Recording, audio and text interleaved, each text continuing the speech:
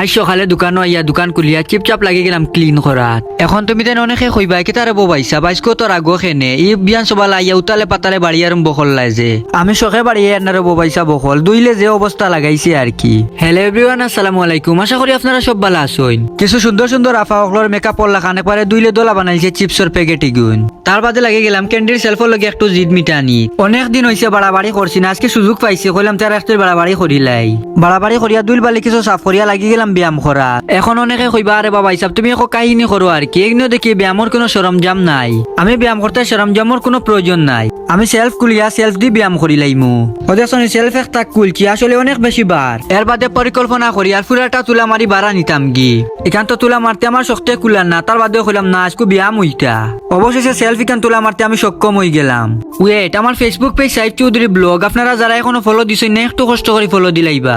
আর আপনারা যারা Facebook page থেকে আমার ভিডিওগুলো দেখুন একটু কষ্ট করে আমার ভিডিওগুলো আপনার কয়েকজন বন্ধুরা শেয়ার দিবা। ধন্যবাদ।